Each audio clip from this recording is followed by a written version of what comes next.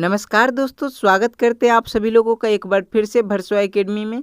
और आज की इस वीडियो में हम लोग क्लास 9th का साइंस का 2023 में जो क्वेश्चंस पूछे गए थे उसका हम लोग सॉल्यूशन देखने वाले हैं। साथ में ये भी देखेंगे कि किस तरह के क्वेश्चंस पूछे जाते हैं और इस साल 2024 में आपको 1 मार्च को जो आप लोग का परीक्षा है उस दिन कौन सा क्वेश्चन किस टाइप के क्वेश्चंस पूछे जाएंगे। साथ में वीडियो के आखिर में आप लोग को ये भी जानकारी दी जाएगी कि अगर आप लोग अभी तक पढ़ाई किए हैं या नहीं किए हैं तो आप लोग अपना नंबर किस प्रकार से अच्छा नंबर स्कोर कर सकते हो परीक्षा में। ठीक है, तो चलिए हम लोग वीडियो को शुरू करते हैं। यहाँ देखिएगा पहला क्वेश्चन क्या है और किस तरह के क्वेश्चंस पूछे जाते हैं। तो यहाँ देखिएगा पहला क्वेश्चन है, कौन सदिश राशि नहीं है। कौन सदिश राशि नहीं है, इनमें से कौन सदिश राशि नहीं है। विस्थापन, चाल, त्वरण या भार। तो आपको पता है विस्थापन, त्वरण और भार ये सब क्या है, ये सब सदिश राशि है। लेकिन जो चाल है वो क्या है, वो अदिश राशि है। तो यहाँ पूछा कि सदिश राशि कौन नहीं है, तो जो अदिश राशि वो हमारा चाल है या ये सदिश राशि नहीं है। ऑप्शन 2 आपका यहाँ पर ही सही जवाब हो जाएगा। ठीक है, आगे बढ़ते हैं। अगला क्वेश्चन देखिएगा, यहाँ पर अगला क्वेश्चन है 2 नंबर क्वेश्चन है कि चाल का एसआई मात्रक क्या होता है। चाल का एसआई मात्रक क्या होता है, मीटर, मीटर पर सेकेंड स्क्वायर या इनमें से कोई नहीं। तो चाल का एसआई मात्रक होता है मीटर पर सेकेंड। तो ऑप्शन 2 आपका यहाँ पर ही सही जवाब हो जाएगा। ठीक है, आगे बढ़ते हैं। अगला क्वेश्चन देखिएगा, यहाँ पर 3 नंबर क्वेश्चन है, निम्न में से कौन सही है। इसमें से कौन सही है, बी स्क्वायर बराबर यू प्लस 2as या भी स्क्वायर बराबर यू स्क्वायर प्लस 2as या भी बराबर यू माइनस 2as। तो आपको पता है कि न्यूटन का गति का तीसरा समीकरण क्या होता है, भी स्क्वायर बराबर यू स्क्वायर प्लस 2as, या इसको इस प्रकार से भी लिखा जाता है, भी स्क्वायर माइनस यू स्क्वायर बराबर 2as। ठीक है, ये न्यूटन के गति का कौन सा समीकरण है, तीसरा समीकरण है। यहाँ पर कौन सा ऑप्शन सही हो जाएगा, ऑप्शन आपका 2 नंबर सही जवाब हो जाएगा। ठीक है, आगे बढ़ते हैं। अगला क्वेश्चन देखिएगा, 4 नंबर क्वेश्चन है, निम्न में से किसका जड़त्व कम है। जड़त्व किसके ऊपर निर्भर करता है, वस्तु के द्रव्यमान के ऊपर।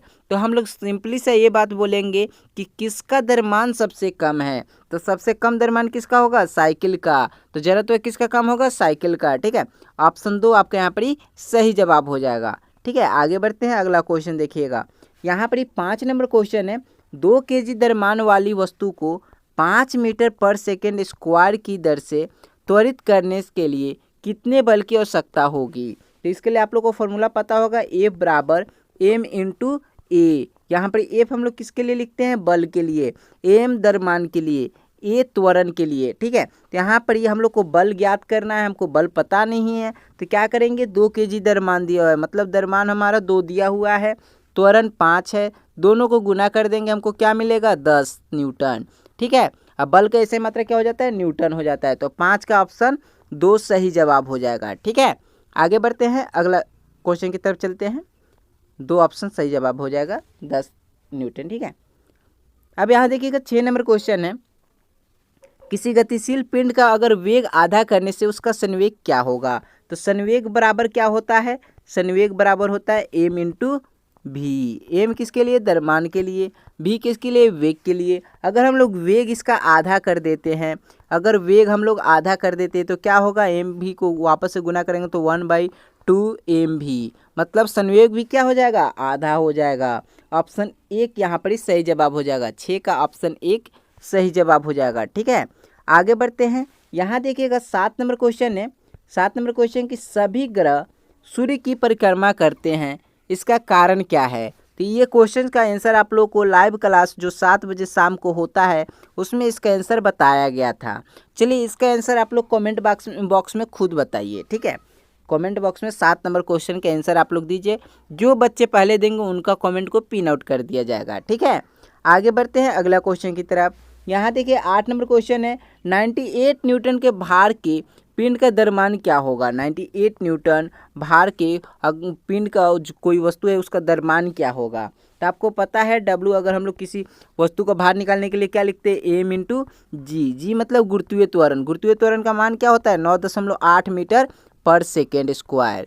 ठीक है, अब यहाँ देखिएगा, यहाँ पर 98 न्यूटन के भार के पिंड का द्रव्यमान होगा। तो यहाँ पर वेट कितना दिया हुआ है 98 न्यूटन दिया हुआ है। 98 बराबर क्या करेंगे, एम हमको नहीं पता है और यहाँ पर गुरुत्वीय त्वरण 9.8 हो जाएगा। ठीक है, अब यहाँ पर ये गुना में है तो हम लोग क्या करेंगे 98 को यहाँ पर लाकर भाग कर देंगे, किससे 98 से। ठीक है, बराबर क्या हो जाएगा यहाँ पर हमारा बराबर एम हो जाएगा। ठीक है, अब थोड़ा सा इसको इस प्रकार से लिख लेते हैं, एम बराबर 98/9.8। यहाँ से दशमलव को हटाइए, ऊपर में क्या बैठा दीजिए 10, क्योंकि दशमलव को यहाँ से हटा रहे हैं तो 1 लिखेंगे और कितना अंक के बाद हटा रहे हैं तो 1 अंक, तो 1 0 बैठाएंगे। ठीक है, 98 से 98 को काट दीजिए, एम बराबर क्या आ जाएगा 10 kg आ जाएगा। कौन सा ऑप्शन यहाँ पर सही हो जाएगा, 8 का ऑप्शन 2 नंबर सही जवाब हो जाएगा। ठीक है, आगे बढ़ते हैं, अगला क्वेश्चन देखिएगा। यहाँ पर ही 9 नंबर क्वेश्चन है कि चंद्रमा पर 60 kg द्रव्यमान की वस्तु का भार क्या होगा। तो हम लोग को पता है कि चंद्रमा पर जो भार होता है वो पृथ्वी से 1/6 गुना, मतलब 1/6 गुना होता है। ठीक है, मतलब हम लोग क्या करेंगे 60 को हम लोग 1/6 से गुना कर देंगे। 6 से जब गुना कीजिएगा तो क्या मिलेगा आपको, 6 से 60 को काट दीजिए 10 बार में, कितना मिलेगा 10 न्यूटन। तो 9 का ऑप्शन कौन सा सही जवाब हो जाएगा, ऑप्शन 4 सही जवाब हो जाएगा, 10 न्यूटन। ठीक है, आगे बढ़ते हैं, अगला क्वेश्चन देखिएगा। यहाँ पर ही 10 नंबर क्वेश्चन है, निम्न में से कौन सही है। कार्य बराबर क्या होता है, बल इंटू विस्थापन। ऑप्शन 2 आपका यहाँ पर ही सही जवाब हो जाएगा, 10 का ऑप्शन 2 सही जवाब हो जाएगा। ठीक है, आगे बढ़ते हैं। यहाँ देखिएगा 11 नंबर क्वेश्चन है, शक्ति का मात्रक क्या होता है। शक्ति का मात्रक क्या होता है, आप लोगों को पता है शक्ति का मात्रक क्या होता है, वाट होता है। ऑप्शन 2 यहाँ पर ही सही जवाब हो जाएगा। ठीक है, आगे बढ़ते हैं। यहाँ देखिएगा 12 नंबर क्वेश्चन है, ध्वनि का वेग किसमें अधिक होता है। ध्वनि का वेग जो होता है किसमें अधिक होता है, किस पदार्थ में अधिक होता है, तो ठोस में जो ध्वनि का वेग होता है वो अधिक होता है। ऑप्शन 1 आपका यहाँ पर ही सही जवाब हो जाएगा। ठीक है, आगे बढ़ते हैं। यहाँ देखिएगा, यहाँ पर 13 नंबर क्वेश्चन है कि किसी तरंग के तरंग वेग, तरंग दैर्ध्य तथा आवृत्ति में संबंध होता है। क्या संबंध होता है, तो तरंग वेग बराबर तरंग दैर्ध्य इंटू आवृत्ति होता है। तो यहाँ पर आवृत्ति दिया हुआ है, जो आवृत्ति पहले लिख लीजिए, और तरंग दैर्ध्य क्या हो जाएगा, लैम्डा हो जाएगा। ठीक है, ये आपका क्या हो जाएगा, आंसर हो जाएगा। ऑप्शन कौन सा सही हो जाएगा, ऑप्शन 2, 13 का ऑप्शन 2 सही जवाब हो जाएगा। ठीक है, आगे बढ़ते हैं, अगला क्वेश्चन देखिएगा। यहाँ पर 14 नंबर क्वेश्चन है, निम्न में से कौन पदार्थ है। बहुत ईजी क्वेश्चन है, इसका भी आंसर आप लोग को कमेंट बॉक्स में बताना है। 7 नंबर क्वेश्चन का आंसर, 14 नंबर क्वेश्चन का आंसर आप लोग को कमेंट बॉक्स में बताना है। ठीक है, आगे बढ़ते हैं, अगला क्वेश्चन देखिएगा। 100 डिग्री सेल्सियस तापक्रम बराबर है, 100 डिग्री सेल्सियस जो तापक्रम है किसके बराबर है, कितने केल्विन के बराबर है। तो आपका पता है कि 0 डिग्री सेल्सियस कितने केल्विन के बराबर होता है, 273 केल्विन के बराबर। तो 100 डिग्री सेल्सियस कितने केल्विन के बराबर होगा, 273 में हम लोग क्या करेंगे 100 प्लस कर देंगे, तो कितना हो जाएगा 373 केल्विन। ठीक है, कौन सा ऑप्शन सही हो जाएगा, ऑप्शन 2 आपका यहाँ पर ही सही जवाब हो जाएगा, 15 का ऑप्शन 2 सही जवाब हो जाएगा। ठीक है, आगे बढ़ते हैं। जल का क्वथनांक क्या होता है। अगर ये केल्विन में पूछे, केल्विन में ऑप्शन दिया रहे या सेल्सियस में दिया रहे तो दोनों याद रखिएगा। जल का क्वथनांक क्या होता है, केल्विन में 373 होता है। ठीक है, और यही अगर सेल्सियस में दिया रहेगा तो 100 डिग्री सेल्सियस होता है। ठीक है, तो कौन सा ऑप्शन यहाँ पर सही हो जाएगा, ऑप्शन 2 आपका यहाँ पर ही सही जवाब हो जाएगा। ठीक है, आगे बढ़ते हैं, अगला क्वेश्चन देखिएगा। निम्न में कौन कोलाइड है। कोलाइड कौन हो जाएगा, पित्तल, धुआं, गोंद, चीनी का शरबत। तो कोलाइड कौन हो जाएगा, गोंद। ऑप्शन 3 आपका यहाँ पर ही सही जवाब हो जाएगा। ठीक है, आगे बढ़ते हैं, अगला क्वेश्चन देखिएगा। यहाँ पर ही 18 नंबर क्वेश्चन है, निलंबन में प्रक्षेपित कणों का आकार होता है। निलंबन में प्रक्षेपित कणों का आकार क्या होता है, 100 नैनोमीटर से भी छोटा होता है। ऑप्शन 2 आपका यहाँ पर ही सही जवाब हो जाएगा। ठीक है, आगे बढ़ते हैं, अगला क्वेश्चन देखिएगा। निम्न में कौन तत्व नहीं है, इनमें से कौन तत्व नहीं है। ऑक्सीजन, तांबा, चांदी, पानी। तो ऑक्सीजन, तांबा और चांदी ये सब क्या है, तत्व है। लेकिन पानी क्या है, पानी एक यौगिक है जो H2O से बनता है। ठीक है, तो ऑप्शन कौन सा सही हो जाएगा, ऑप्शन पानी यहाँ पर आपका सही जवाब हो जाएगा। ठीक है, आगे बढ़ते हैं। साधारण नमक का रासायनिक सूत्र पूछा है। साधारण नमक का रासायनिक सूत्र आप लोगों को पता है, NaCl। कौन सा ऑप्शन सही हो जाएगा, ऑप्शन 1 आपका यहाँ पर ही सही जवाब हो जाएगा। ठीक है, आगे बढ़ते हैं, अगला क्वेश्चन देखिएगा। यहाँ पर इस सूत्र H2O का साधारण नाम है। सूत्र जो H2O है, H2O, इसका साधारण नाम क्या होगा? तो साधारण नाम, चलिए इसका भी आंसर आप लोग कमेंट बॉक्स में बताइए। 7, 14 और 21 नंबर क्वेश्चन का आंसर आप लोग को कमेंट बॉक्स में बताना है। ठीक है, आगे बढ़ते हैं। अगला क्वेश्चन देखिएगा, 0.4 मोल 0.4 मोल CO2 किसके बराबर होगा? तो यहाँ पर क्या करेंगे हम लोग, पहले CO2 का अनुभार निकाल लेंगे। तो C का कितना होता है? 12 होता है। ठीक है, C का कितना हो जाता है? 12 हो जाता है। इसका द्रव्यमान भार कितना होता है? C का, कार्बन का 12 हो जाता है। ऑक्सीजन का कितना होता है? 16 होता है। लेकिन ऑक्सीजन यहाँ पर कितना है? 2 ठो है, तो इसको हम लोग 2 से गुना कर देंगे। तो 16 दूनी 32 और 12 और 32 को जब जोड़िएगा तो कितना आ जाएगा? 44 आ जाएगा। अब बोल रहे हैं कि 0.4 मोल, तो इसमें क्या करेंगे? 0.4 मोल से गुना कर देंगे। कितना आ जाएगा हमारे पास? 176 आएगा। यहाँ पर एक पॉइंट के बाद, एक संख्या के बाद पॉइंट है, तो हम लोग एक संख्या के बाद पॉइंट लगा देंगे। 17.6 आपका आंसर आ जाएगा। तो कौन सा ऑप्शन सही हो जाएगा? ऑप्शन 2 आपका यहाँ पर सही जवाब हो जाएगा। ठीक है, 17.6 ग्राम। ठीक है, आगे बढ़ते हैं। 23 नंबर क्वेश्चन देखिएगा, 6.022 इंटू 10⁻23 कणों के समूह को क्या कहा जाता है? तो इसको हम लोग क्या कहते हैं? मोल कहते हैं। ऑप्शन ए का आपका यहाँ पर ही सही जवाब हो जाएगा। ठीक है, आगे बढ़ते हैं। अगला क्वेश्चन देखिएगा, यहाँ पर 24 नंबर क्वेश्चन है, मैग्नीशियम की परमाणु संख्या 12 है, इसकी संयोजकता क्या होगा? संयोजकता क्या होता है? जो भी आखिरी कक्षा में जो भी इलेक्ट्रॉन बचे रहते हैं वो उस परमाणु संख्या की संयोजकता होता है। तो यहाँ पर मैग्नीशियम का कितना परमाणु संख्या है? 12 है। पहला में हम लोग कितना रखते हैं? 2, दूसरा में 8 और आखिरी में इसका कितना बचेगा? 2 बचेगा। तो इसका संयोजकता क्या हो जाएगा? 2 हो जाएगा। कौन सा ऑप्शन सही हो जाएगा यहाँ पर? ऑप्शन आपका 2 नंबर सही जवाब हो जाएगा। 24 का ऑप्शन 2 सही जवाब हो जाएगा। ठीक है, आगे बढ़ते हैं। यहाँ देखिएगा, ऑक्सीजन का सही इलेक्ट्रॉनिक विन्यास निम्न में से कौन सा है? तो ऑक्सीजन का परमाणु संख्या क्या होता है? 8 होता है। सही इलेक्ट्रॉनिक विन्यास क्या हो जाएगा? 2 और दूसरा में 6। तो कौन सा ऑप्शन से हो जाएगा? 25 का ऑप्शन 2 नंबर सही जवाब हो जाएगा। ठीक है, आगे बढ़ते हैं। अगला क्वेश्चन देखिएगा, अगला क्वेश्चन क्या है, यदि किसी तत्व का परमाणु क्रमांक ए तथा परमाणु द्रव्यमान Z हो, ठीक है, परमाणु द्रव्यमान Z हो, तो इसके परमाणु में उपस्थित न्यूट्रॉनों की संख्या क्या होगी?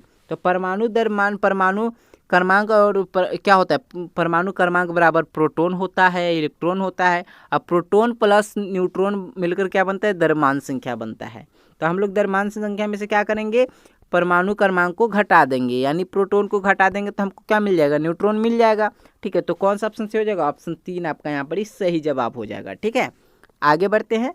अगला क्वेश्चन देखिएगा, यहाँ पर 27 नंबर क्वेश्चन है, जीवन की मौलिक इकाई क्या है? जीवन की मौलिक इकाई क्या है? न्यूरॉन, कोशिका, उत्तक या इनमें से कोई नहीं? तो जीवन की मौलिक इकाई क्या हो जाएगा? कोशिका। 27 नंबर क्वेश्चन का ऑप्शन 2 सही जवाब हो जाएगा। ठीक है, आगे बढ़ते हैं। अगला क्वेश्चन देखिएगा, यहाँ पर 28 नंबर क्वेश्चन है, कोशिका का पावर हाउस किसे कहा जाता है? कोशिका का पावर हाउस किसे कहा जाता है? इसका भी आंसर आप लोग को कमेंट बॉक्स में बताना है। 7 नंबर, 14 नंबर, 21 नंबर और 28 नंबर क्वेश्चन का आंसर आप लोग कमेंट बॉक्स में फटाफट से बता दीजिए। ठीक है, आगे बढ़ते हैं। अगला क्वेश्चन देखिएगा, यहाँ पर 29 नंबर क्वेश्चन है, कोशिका के अंदर प्रोटीन का संश्लेषण कहाँ होता है? कोशिका के अंदर प्रोटीन का संश्लेषण कहाँ होता है? लाइसोसोम में, राइबोसोम में, माइटोकॉन्ड्रिया में या इनमें से कोई नहीं? इसका सही जवाब क्या हो जाएगा? 29 का ऑप्शन 2 राइबोसोम में। ठीक है, चलिए आगे बढ़ते हैं। अगला क्वेश्चन देखिएगा, 30 नंबर क्वेश्चन क्या है, कॉर्क कोशिकाओं में पाया जाता है? कॉर्क कोशिकाओं में क्या पाया जाता है? सुब्रीन पाया जाता है। ऑप्शन 1 आपका यहाँ पर सही जवाब हो जाएगा। ठीक है, आगे बढ़ते हैं। अगला क्वेश्चन देखिएगा, ट्रेकिया और अंडवाहिनी में पाए जाने वाले उत्तक क्या है? तो ट्रेकिया और अंडवाहिनी में कौन से उत्तक पाए जाते हैं? पश्चमाभि एपिथीलियम उत्तक। ठीक है, ऑप्शन 3 आपका यहाँ पर ही सही जवाब हो जाएगा। किसका ऑप्शन 3 सही जवाब हो जाएगा? 31 नंबर का। ठीक है, आगे बढ़ते हैं। यहाँ देखिएगा 32 नंबर क्वेश्चन है, पौधों में जड़ और तने की मोटाई किस उत्तक के कारण बढ़ती है? तो पौधों में जड़ और तने की मोटाई किस उत्तक के कारण बढ़ती है? कैम्बियम। कैम्बियम। ऑप्शन आपका एक सही जवाब हो जाएगा। ठीक है, आगे बढ़ते हैं, अगला क्वेश्चन देखिएगा। यहाँ पर 33 नंबर क्वेश्चन है, मेढक के हृदय में कितने कक्ष होते हैं? मेढक के हृदय में कितने कक्ष होते हैं? तो कितने कक्ष होते हैं? एक कक्ष होते हैं। ऑप्शन एक आपका यहाँ पर ही सही जवाब होगा। ठीक है, आगे बढ़ते हैं। बुकलंग पाया जाता है, बुकलंग कहाँ पाया जाता है? बिच्छू में पाया जाता है। ऑप्शन एक आपका यहाँ पर ही सही जवाब हो जाएगा। ठीक है, आगे बढ़ते हैं। 35 नंबर क्वेश्चन देखिएगा। मेढक है, मेढक क्या है? शीत रक्त वाले, शीतोष्ण रक्त वाले, उष्ण रक्त वाले, या इनमें से कोई नहीं? तो मेढक जो है वो शीत रक्त वाले हैं। ऑप्शन एक आपका यहाँ पर ही सही जवाब हो जाएगा। ठीक है, आगे बढ़ते हैं, अगला क्वेश्चन देखिएगा। 36 नंबर क्वेश्चन है कि एक रोगवाहक कीट है। एक रोगवाहक कीट क्या हो जाएगा? मक्खी, मच्छर, तेलचट्टा, सभी के सभी रोगवाहक हैं। तो इनमें से सभी हमारा ऑप्शन सही जवाब हो जाएगा। ठीक है, आगे बढ़ते हैं, अगला क्वेश्चन देखिएगा। यहाँ पर 37 नंबर क्वेश्चन है, एक दीर्घकालिक रोग क्या है? तो दीर्घकालिक रोग क्या हो जाएगा? एक्जिमा। ऑप्शन चार आपका यहाँ पर ही सही जवाब हो जाएगा। ठीक है, आगे बढ़ते हैं, अगला क्वेश्चन देखिएगा। यहाँ पर 38 नंबर क्वेश्चन है, किस पोषक तत्व की कमी से एनीमिया बीमारी होती है? एनीमिया नामक बीमारी किस पोषक तत्व की कमी से होती है? लोहा यानी आयरन तत्व की कमी से एनीमिया नामक बीमारी होती है। ऑप्शन दो आपका यहाँ पर 38 का ऑप्शन दो सही जवाब हो जाएगा। ठीक है, आगे बढ़ते हैं। दाल में हमें क्या प्राप्त होता है? दाल से हमें क्या प्राप्त होता है? प्रोटीन प्राप्त होता है। 39 का ऑप्शन एक सही जवाब हो जाएगा। ठीक है, आगे बढ़ते हैं, अगला क्वेश्चन देखिएगा। यहाँ पर 40 नंबर क्वेश्चन है, भारत में किस क्रांति के कारण भोजन उत्पादन में वृद्धि हुई है? तो किस क्रांति के कारण होती है? हरित क्रांति के कारण। ठीक है, 2 नंबर ऑप्शन आपका सही जवाब हो जाएगा।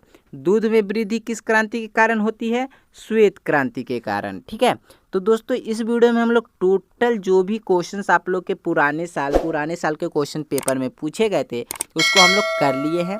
अगर आप लोग बताइए कि अगर मान लीजिए आपका ये क्वेश्चंस आप लोग को दिया जाता है तो आप लोग अपने से ईमानदारी से कितना क्वेश्चंस का आप लोग आंसर दे पाते हैं? आप लोग ये कमेंट बॉक्स में ज़रूर से ज़रूर लिखिएगा। साथ में वीडियो आप लोग को कैसा लगा ये भी बता दीजिएगा। और जितना क्वेश्चंस आप लोग से 4 क्वेश्चन शायद किया गया है उस चारों क्वेश्चंस को आप लोग को आंसर कमेंट बॉक्स में बता देना है। ठीक है, जिनको नहीं पता है वे वेट कर लेंगे या कमेंट बॉक्स को जाकर चेक कर लेंगे, कोई बच्चा वहाँ पर आंसर कर दिया होगा। ठीक है, चलिए हम लोग फिर मिलते हैं अगले वीडियो में। उससे पहले आप लोग को बता देते हैं कि हाँ आप लोग अब किस प्रकार से आप अपना तैयारी को कर सकते हैं। देखिए फ्रेंड्स, जो लोग अभी तक कुछ नहीं पढ़ाई किए हैं, जो लोग अब तक कुछ नहीं पढ़ाई किए हैं, वो लोग क्या करेंगे? वो लोग भरसोई एकेडमी का ऑफिशियल वेबसाइट पे इस पर आ जाएंगे। यहाँ पर आने के बाद ये आप लोग को यहाँ पर 3 लाइन दिख रहा होगा। ठीक है, इस पर आप लोग को क्लिक करना है। क्लिक करने के बाद यहाँ पर आप लोग को नोट्स पे क्लिक करना है। नोट्स पे क्लिक कीजिएगा यहाँ पर ही। ठीक है, यहाँ पर क्लिक कीजिएगा तब सारे क्लास खुल जाएंगे। ठीक है, अब यहाँ पर आप लोग को क्लास 9 को सिलेक्ट कर लेना है। क्लास 9 को सेलेक्ट कर लेना है। जैसे ही क्लास 9 को सिलेक्ट कीजिएगा यहाँ पर क्लास 9 का पेज खुल जाएगा। यहाँ पर आप लोग का डेट, एग्ज़ाम डेट बताया जा रहा है पहले कि 1 तारीख को आप लोग का हिंदी, इंग्लिश, मैथमेटिक्स और साइंस का है और 2 तारीख को आप लोग का सोशल साइंस और अदर सब्जेक्ट का है। ठीक है, फर्स्ट सीटिंग, सेकंड सीटिंग सब कुछ बता दिया गया है यहाँ पर ही। अब यहाँ पर जब आप आते हैं तो यहाँ पर आपको हिंदी का पढ़ाई करना है तो इस पर क्लिक कीजिए, मैथ का पढ़ाई करना है इस पर क्लिक कीजिए। सभी के साथ जैसे मान लीजिए हम साइंस पे क्लिक करते हैं, साइंस पे क्लिक करते हैं, साइंस वाला पेज खुल जाएगा। और यहाँ पर आपको आने के बाद क्या करना है, नीचे जाइएगा। यहाँ पर देखिए यहाँ पर क्विज भी होता था, जो बच्चे क्विज करते थे उनका नाम यहाँ पर आप लोग को देखने को मिल जाएगा। अब आपको नीचे जाना है, जो चैप्टर आपको पढ़ना है, जैसे मान लीजिए हमको हमारे आसपास के पदार्थ को पढ़ना है। ठीक है, इस पर हम लोग क्लिक करेंगे। क्लिक करने के बाद आपके सामने हमारे आसपास के पदार्थ जो MCQ क्वेश्चंस आप लोग के एग्जाम में पूछे जाते हैं वो सारा क्वेश्चंस यहाँ पर ही खुल जाएगा। ठीक है, उसके बाद आपको नीचे जाना है। नीचे जाने के बाद आप लोग को चेक योर प्रिपरेशन पे क्लिक करके आप लोग को ये भी चेक कर लेना कि हाँ आप सही हो, आप कितना क्वेश्चन का जवाब दे पा रहे हो। ठीक है, चलिए फिर हम लोग अभी दूसरा तरीका चलते हैं जहाँ पर ही सभी बच्चे बहुत अच्छा से अपना तैयारी कर रहे हैं, तब हम वो अपनी तैयारी को और अच्छा कैसे कर सकते हैं। तो आपको भरसोई एकेडमी का इस यूट्यूब चैनल पे आ जाना है और यहाँ पे आप लोग को प्लेलिस्ट सेक्शन में चला जाना है। प्लेलिस्ट में जब जाइएगा तो आप लोग को सबसे पहले यहाँ पर दिखेगा class 9th board class 9th exam special. इस प्लेलिस्ट में जो कुछ भी वीडियो अभी अपलोड किया जा रहा है वो सारे वीडियो को आप लोग को देख लेना है, ठीक है। यहाँ पर सारे वीडियो आप लोग को देखने को मिल जाएंगे, सभी वीडियो को देखना है ताकि आप लोग का प्रिपरेशन और अच्छा हो सके। चलिए हम लोग मिलते हैं अगले वीडियो में। बहुत बहुत धन्यवाद आप सभी लोगों का। Thank you. जय हिंद, जय भारत।